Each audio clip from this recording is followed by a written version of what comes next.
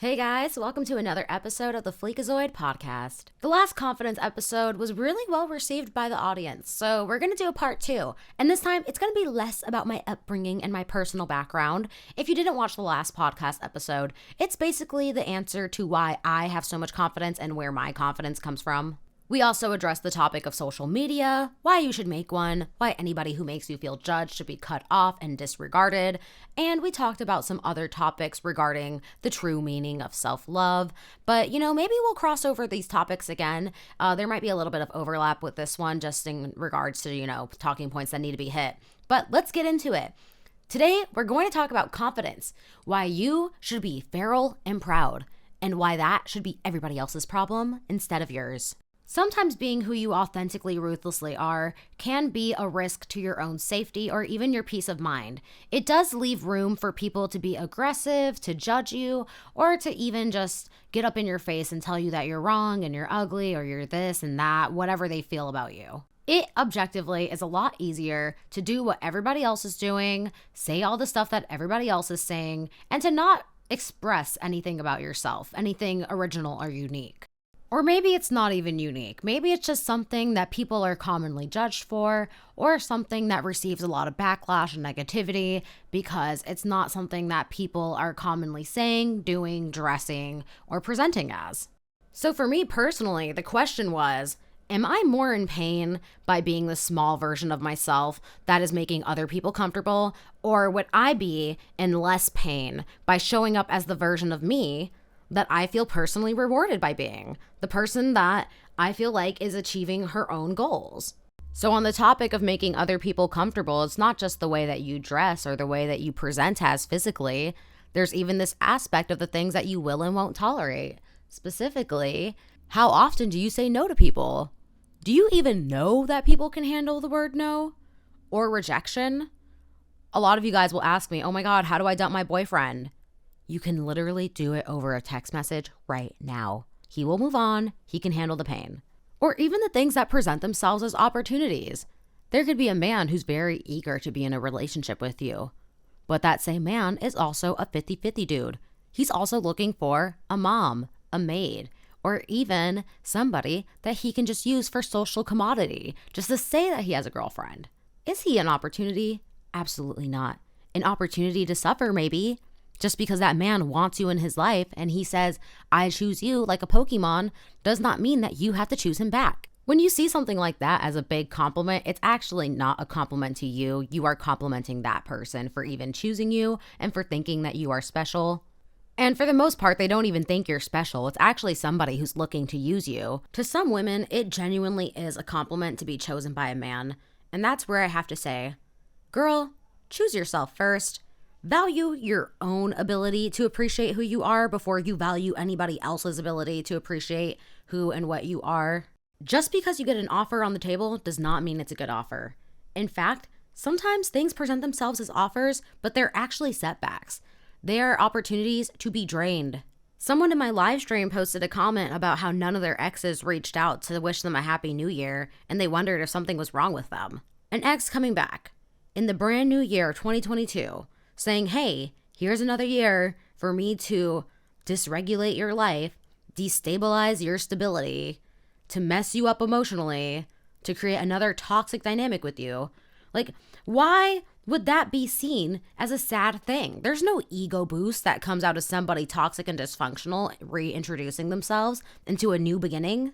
For the most part, they probably realize that you are too emotionally demanding, or you overassert your needs over their own, or that you are probably somebody who is going to go crazy on them and therefore you are not worth messing around with because you are not easy to mess around with. The truth that you don't want to hear is that they probably are actively on the hunt for somebody who's easier to manipulate, or even somebody who might just be on their page of toxicity, which is a blessing. May you never be easy to mess around with. May you stay problematic to people who try to take advantage of you. And by problematic, you're just saying, hey, I'm a human with my own desires and needs and wants, and I have feelings, and I'm not going to tolerate whatever you are trying to put me through. You have to sit there with yourself and go, is this person benefiting my life? Is this person adding to it in any capacity? Now, if you value cheap attention and somebody wasting your time, you might think, Yeah, they give me something to do when I could be reading a book or cleaning or working out. And in that case, babe, they're just a distraction. You literally have to tell yourself, I value my emotions, the direction that I'm heading in, and my free time over some dusty boy who can make me feel emotionally validated for maybe 30 minutes. And then afterwards, what are we feeling? You can't let a man come in from the outside and tell you what's going to be fun for you or what's going to be enjoyable for you. I've had men try to justify their presence in my life by the sheer fact that they were keeping me away from other men who could potentially be shitty. Which, by the way, babes, I can do that all on my own. One of the things that will make you prone to this narrative from men introducing themselves into your lives for temporary physical validation, or maybe even, oh, but I like you, so I want you in my sphere, I can't let you go, but offering nothing of substance to your world, is the need for external validation.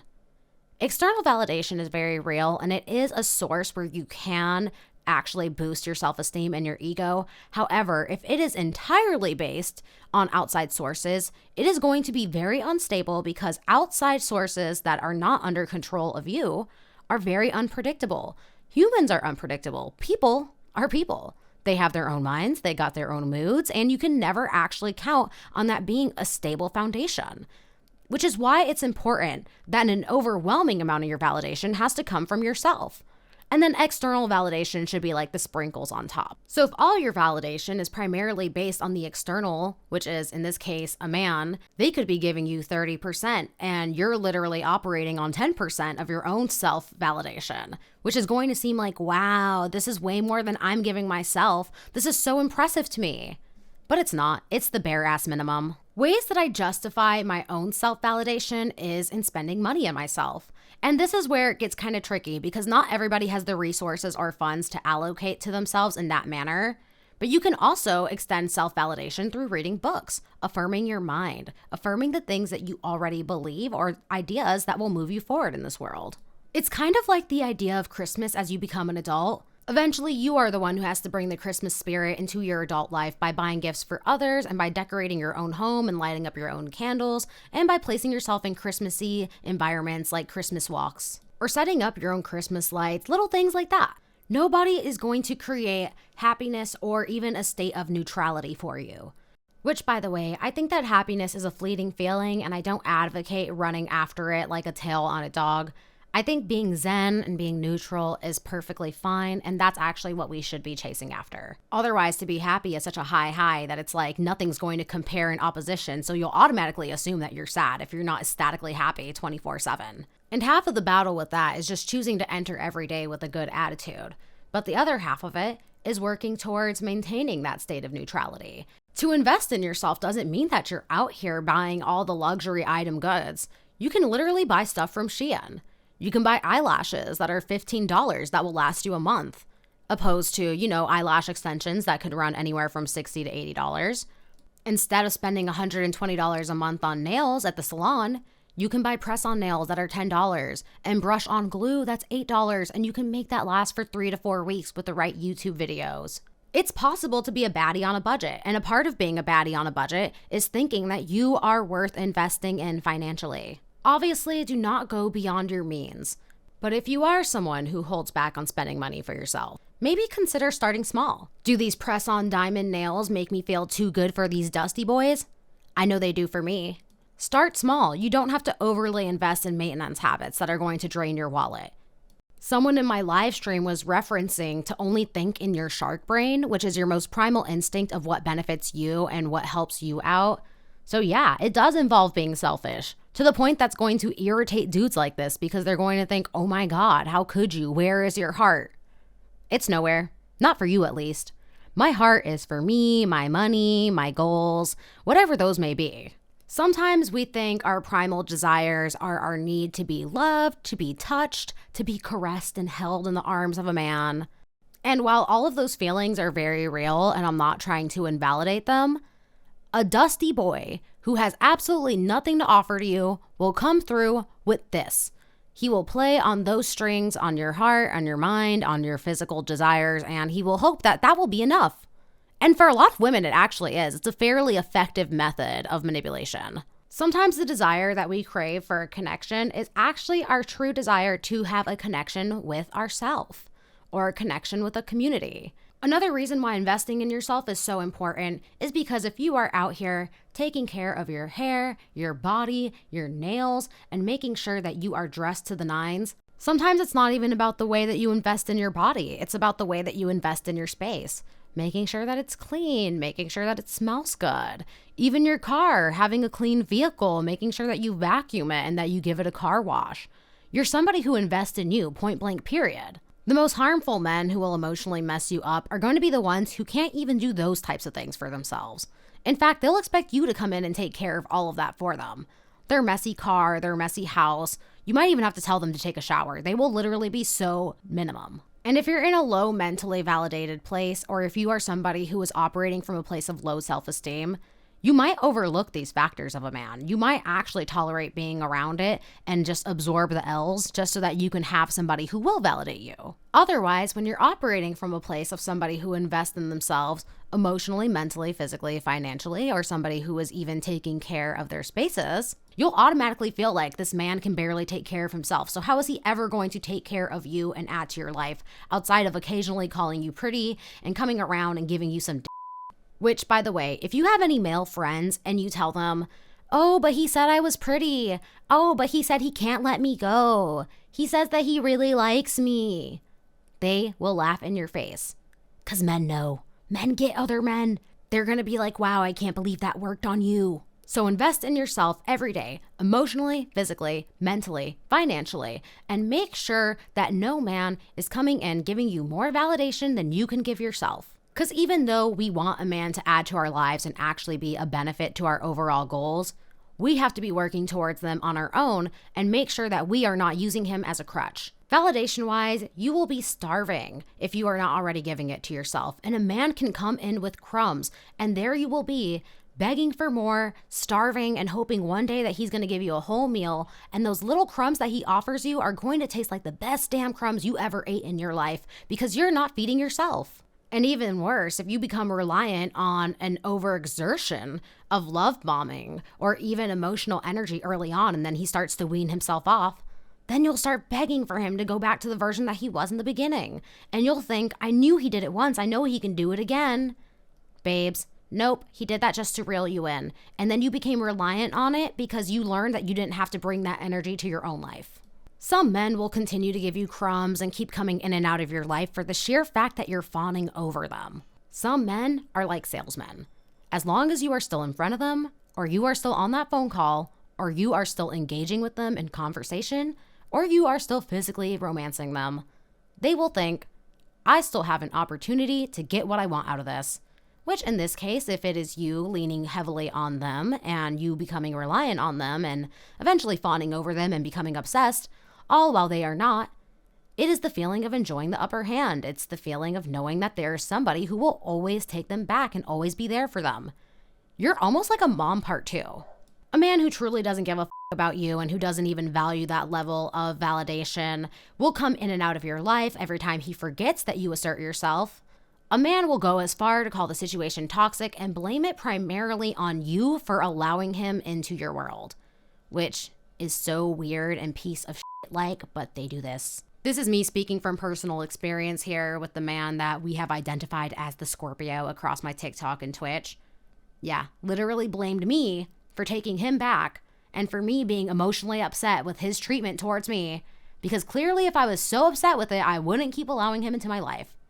Now, obviously, that's a different type of mental illness for a man to absolve himself of any responsibility of his actions when knowing that he doesn't want the same thing that I do. And with this person, it didn't matter how many times I asserted myself or what I wanted. The sheer fact that I was still talking to them and picking up their calls was making me the one who was responsible for the dynamic continuing going on. Eventually, though, I became too public and too dramatic, and this person decided that I was doing way too much by using them for TikTok material, which, by the way, some of my greatest hits. But yeah, they didn't like that I was being very assertive about what I wanted outside of the relationship, the fact that I was making it public. But of course, if you stay quiet, pick up those midnight calls, respond to those midnight text messages, go to their house, act happy, leave and never say a word. Of course, they're going to keep messing around with you and coming back and giving you the same old treatment. It's never going to get better just because you're appeasing them and because you're not saying anything. At that point, you're just denying your own needs and denying your own desires, especially if you are somebody who has desires to be more than the booty call. Now, I'm not going to condone you guys cursing a man out or getting all up in his face, but trust me, if you were to do that, if you were to text him, you, or tell him that that's not okay, you're not down with it, just assert yourself in any capacity, he would never come back. He would never try it again. Unless it was the type of loser who gets fed off of negative attention and who finds your anger hilarious, which is why most people will just say, just block and ignore, right? Still, either way, even if you ignored him, he would probably stop. Or you'd watch him quadruple text you and you would eventually get the ick and wonder, why is this man so desperate? Where are his other options? Take me off this text list right now. I do not want to be on it no more. A man like that is looking for a rug to walk all over. He's not wanting somebody who actually has needs and desires of their own. In fact, he probably doesn't even see you as a human, and the second that you remind him that you are one, it's an instant turnoff. It's not even about finding somebody who mutually wants casual sex or somebody who's down for low effort to be treated very casually. It's about finding a woman with high self-esteem who he can trick into being treated casually, who he can conquer and get the ego boost of treating poorly and knowing that he has a special type of power that he would consider no other man to have. Because best believe if he found out that you were messing around with 2 or 3 other guys at the same time, he would remove himself. Because you're allowed to be down for the casual life when it's only with him, but God forbid you inject other people into that equation. They don't like being considered options. They want to know that they're conquering you and in a position of power. So stay assertive of what you want, what your needs are, what your desires are. And no, you don't have to explicitly lay them out for people or send them the dossier and the document. Simply removing yourself from the situation silently is enough. When a man tells you he doesn't want a relationship, he doesn't want to be married, he only wants to hook up, he only wants to be casual, that's not an opportunity for a negotiation and for you to sit there and tell him that you want to be a housewife. That is your chance to walk away and leave that man alone.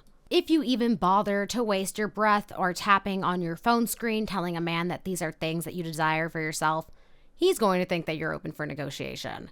He's going to think, I'm an exception to her housewife husband monogamy rule.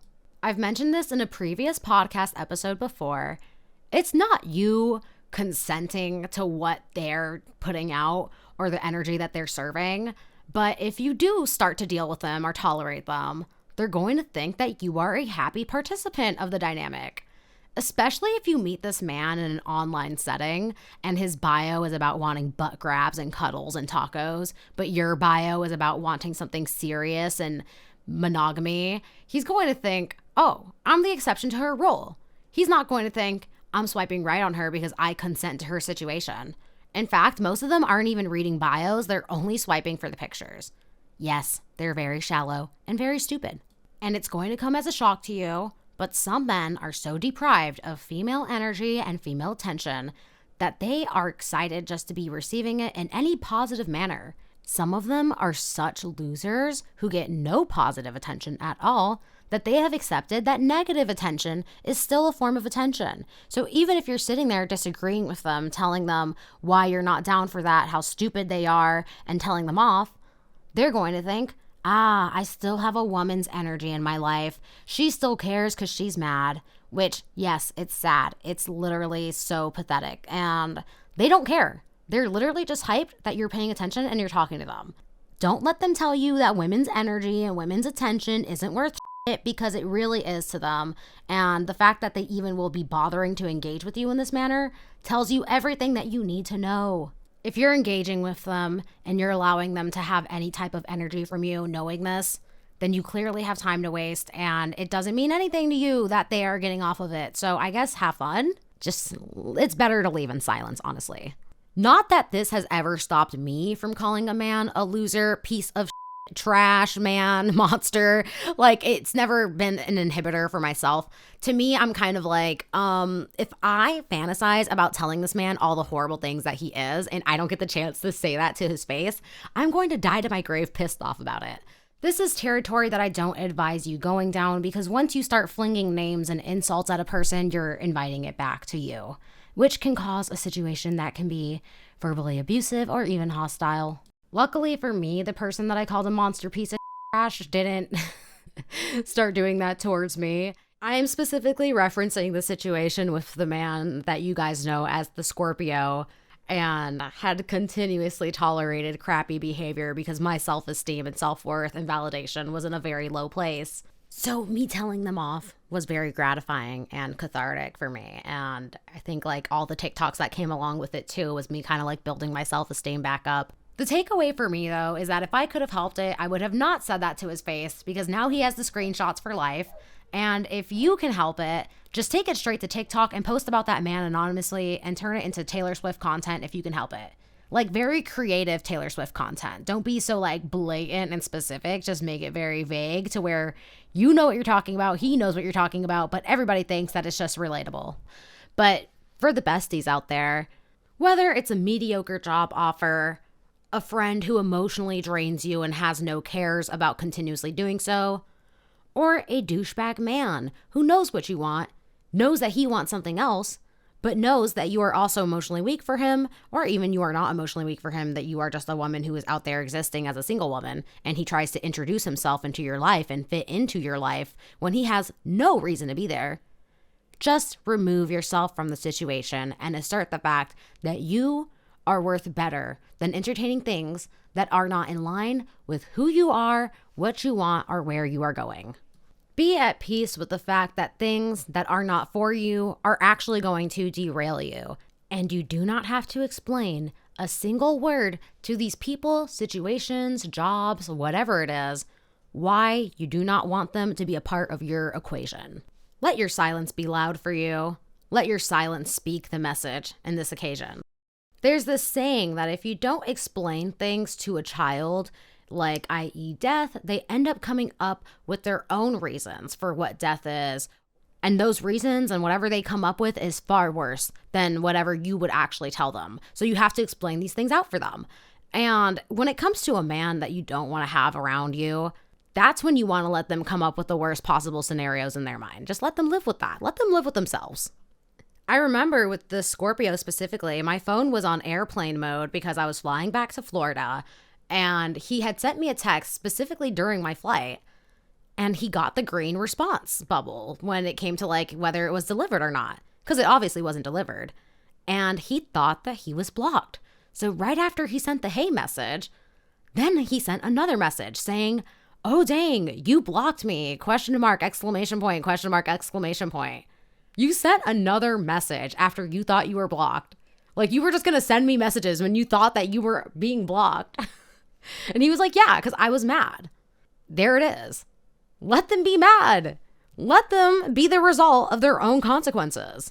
Accepting situations or dynamics into your life that don't align with what you actually want or who you are just going to break down your self-esteem, lower your boundaries, and erase the idea of who you consider yourself to be. You'll leave a situation feeling like you don't know who you are anymore by the end of it. And recreating that identity or finding the confidence to be the person that you were before you entertained that situation is not going to be an overnight experience. It's going to take time to get back to her. It's a lot easier to stand up for yourself in the beginning and say no than it is when you're knee deep into a situation that you found yourself getting somewhat comfortable in. Like, oh, you accepted this job offer, but the job is mediocre and they're awful, but you have camaraderie with the coworkers, so it makes you want to stay. Or maybe you allowed a man into your life and then you realized, oh my gosh, I just allowed this dude into my world because I was feeling lonely and I wanted a friend. And now all his friends are my friends and I don't want to leave this dude's life and lose all the things and connections I've built with him, even though he's so clearly derailing to what I have going for me right now. Or maybe you even have a friend that you find to be very draining. Maybe she uses you as a therapist with no regard to your actual emotion or life, and they just dump on you every time they see you.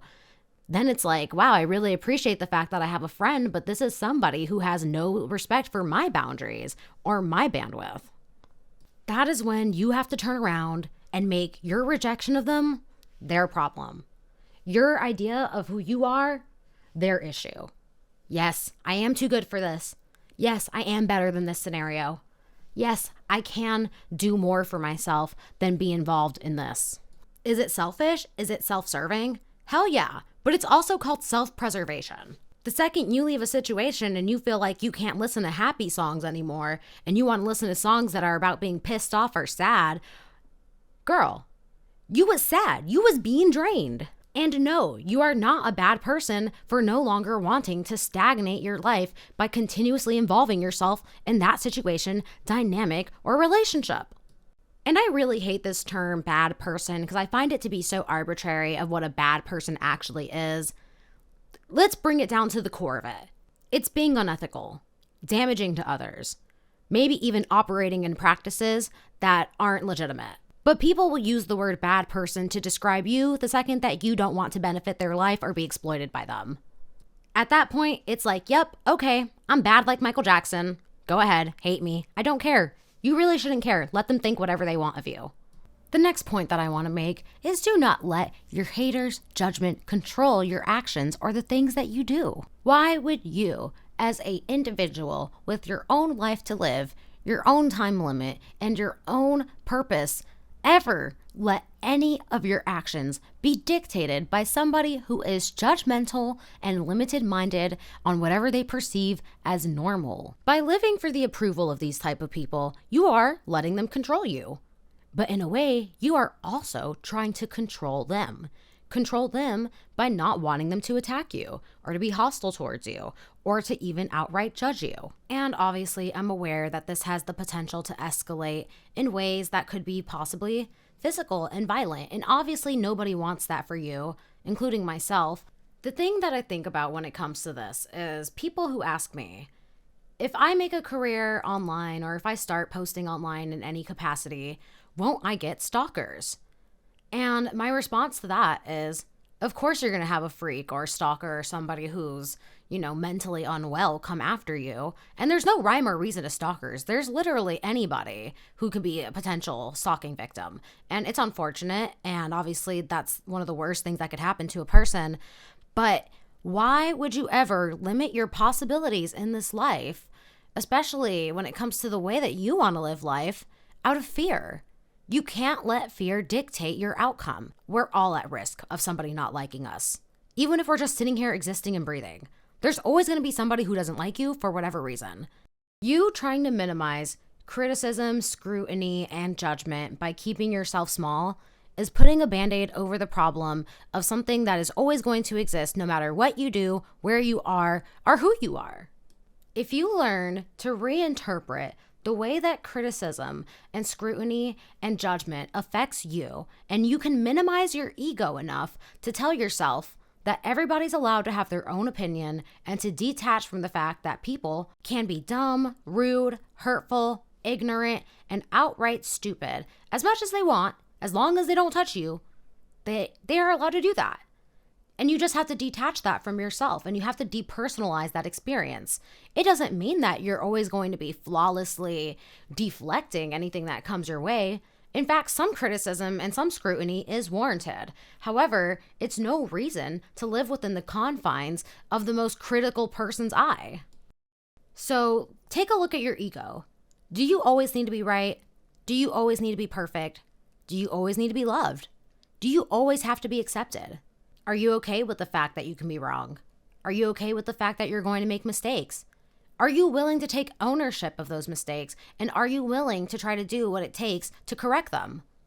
That's all that matters. When I meet people and I tell them that I'm on social media and that I'm an influencer and I tell them about my following, one of the first things they say to me is, "Oh, but aren't you afraid of getting canceled? Aren't you afraid of saying the wrong thing?" Look, buddy, I've been canceled about 3 or 4 times in my lifetime. There's a lot of talk about being canceled and whether it's real and, does anybody who gets canceled actually stay canceled? All that matters is that you actually try to correct your mistakes if you say sorry and if you genuinely feel bad about it. And of course, using it as a learning opportunity to educate yourself and to potentially educate others around you who are possible of making the same faux pas. Nobody is above reproach, including me. And you, whether you post online or not. And that's okay. Have you ever noticed when people are dealing with criticism directly or even somebody getting involved in their drama that individual will usually start yelling, "They don't even know me. They don't know who I am. They don't know the story."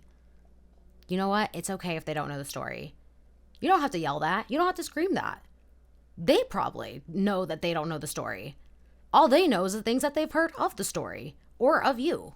People who've gone to college and have taken a journalism class or a writing class or anywhere where they've had to do any type of surface level reporting are very aware that sometimes when it comes to situations, you only know whatever you could find online or whatever you hear other people say. You don't even have to be someone who's gone to college to know this. Eventually you'll learn if you watch enough journalism. Even the YouTube drama channels are very much open to the idea that sources can be wrong, sources can be stifled, sources can often play the game of rumor. And even when these drama channels and journalists have their predispositions, if there is information that discredits a story that made somebody look scandalous or negative, they're open to the idea of changing their opinion. Somebody who does not like you, who is intent on hating you, who just wants to see you exist in the most negative light, is never going to be open to that idea. If somebody does not like you, there is nothing that can be said or done or happen that will ever change their view of you. So just know that anyone who is hating you just hates you. And that's okay. Not everybody is going to love you. We're above that. We love ourselves. Or at least you should. But to love yourself doesn't mean to just discredit your haters. It means that you are going to live your life and fulfill your own purpose despite whatever they have to say and whatever they throw in your face. And let's say you're not even on a platform, you're not thinking about putting yourself online, you're just existing. You're just existing, and maybe you have people-pleasing tendencies and you're afraid to be this authentic version of yourself because you think that maybe if you do, these people are going to come after you in a way that you just do not want to experience. Don't you think that the people who criticize you and benefit from your people-pleasing energy would ever want to see you stand in your own power? Do you think that they have anything to gain by you finding your own voice, your confidence, and living in your own realm within your own parameters of normal and cool and whatever's awesome to you? Of course, they want you to stay as this small version of yourself that doesn't find your own purpose, that doesn't make them the small one. They get to stay in their authority, and you get to stay looking for their approval. It's a win-win. It's them who's trying to make everybody small by virtue of attack. Actually, I think that's a military strategy that they use nowadays through media. But still, it's a strategy. It's a strategy to win over your opponent. Why are you their opponent? I don't know. They're weird. The whole purpose of this message is that it's going to be hard at first to find your voice past their voice, past their judgment, past whatever they try to make you feel is negative. If you are starting small, you don't have to grow overnight. You don't have to suddenly become this large character. Eventually, though, any expression of your true character or authenticity to somebody who hates you is going to be met with disapproval, scrutiny, and judgment. You're not going to be able to save yourself from it. You're not going to be able to wean them into accepting you. In fact, I find that the only way that these types of people end up accepting you is when everybody else accepts you. Yes, when they get permission to accept who you are because everybody else is celebrating you. So you can expedite the process of becoming that character or reaching your individuality overnight, and you can rip off that Band-Aid. But if you feel like you're having a hard time displaying yourself in public or around these individuals and you just would rather start slowly, piece by piece, and build up your confidence, you can take that route. But just know, at the end of the day, they're going to be angry and bitter and judgeful, and nothing that you do is ever going to prevent it. So you might as well just do it. In my opinion, it is such a pain to go by every day not being who you really are, not doing the things that you actually want to do, and not being authentic to yourself. Even being some stifled, watered down version of it is not okay. Something that Natalie Liu said in her podcast called Baggage Reclaim, which by the way, it's really awesome. She says that people who don't want you to be your authentic self and who want a watered down version of you are people who are abusive.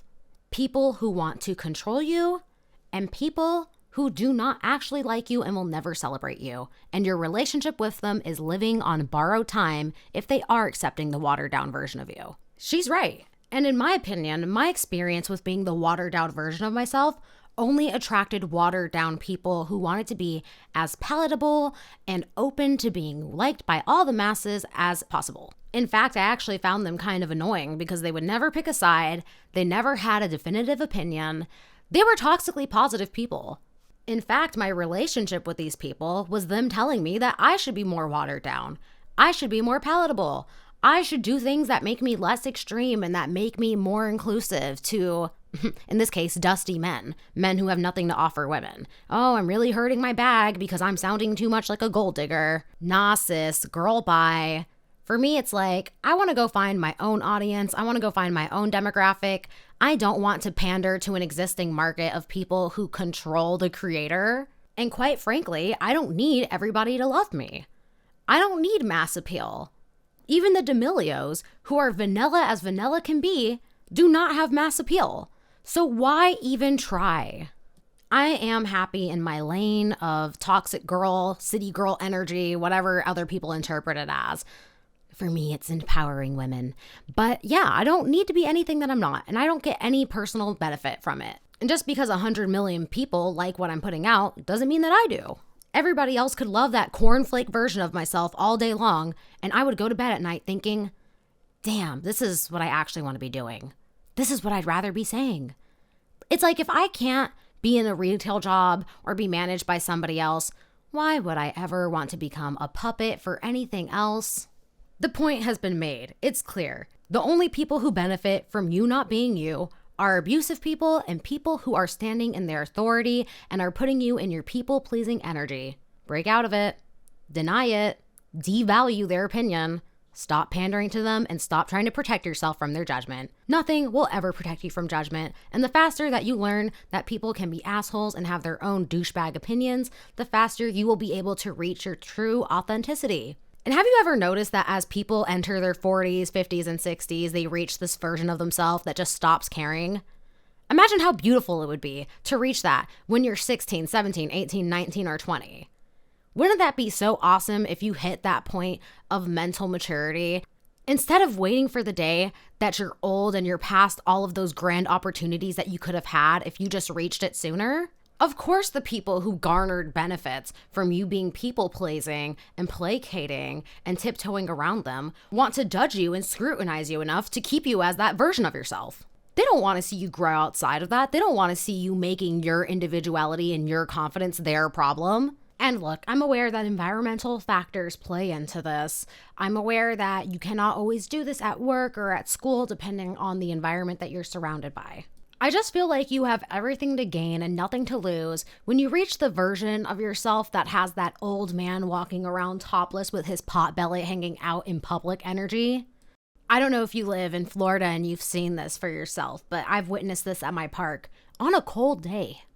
You might be able to mitigate the amount of judgment you receive, but you're never going to stop yourself from receiving it. And the faster that you can let yourself live in a reality where other people's judgment is only their thoughts and thoughts cannot hurt you, you will be so much happier. Or not even happy. Let's go back to the Zen idea. You'll at least be neutral.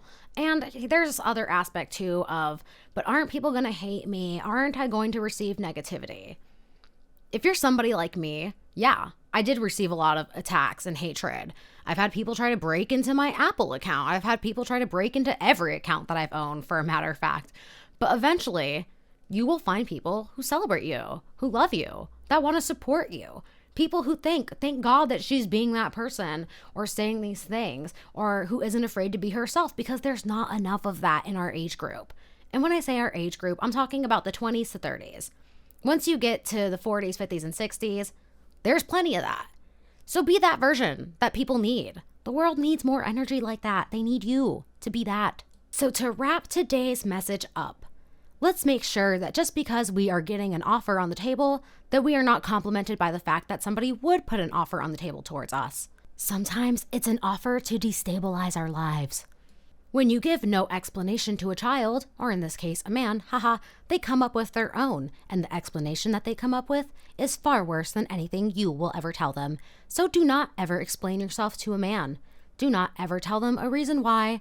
Do not ever give them a 1-800 feedback survey response about why you left them, why you're not dealing with them, and why you're not tolerating them, because they see it as good energy, even though it's very negative.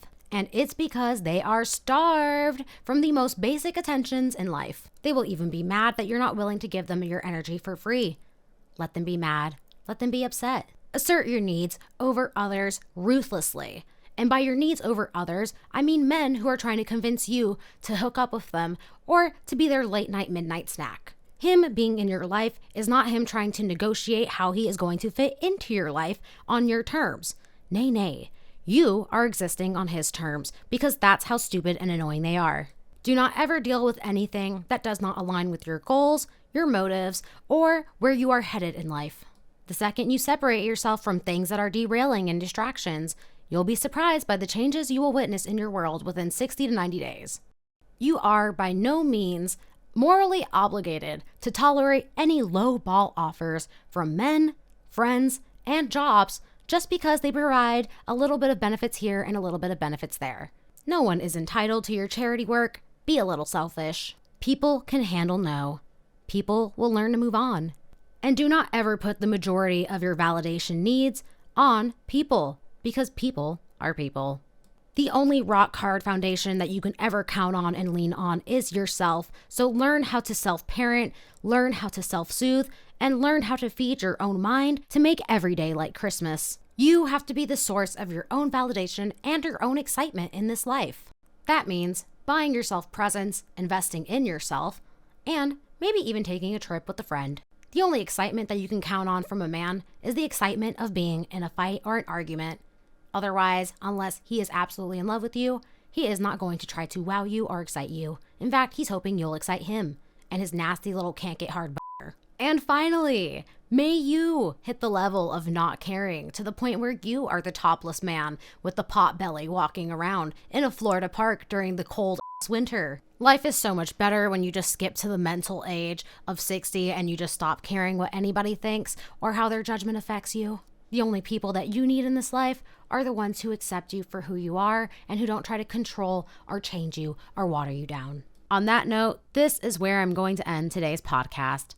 Thank you so much for listening to the Fleekazoid podcast in 2022. Woohoo, new year. This episode will be going up on the official Fleekazoid YouTube channel where you can comment directly on it, which would be awesome if you did. If you have any feedback or things you would like me to expand on. Also, if you're listening on Apple Podcasts, did you know that you could spread Fleeksy supremacy by giving this a 5-star rating and a comment? You should totally do it. Thank you guys so much for tuning in to today's episode. I hope you enjoyed it. Bye.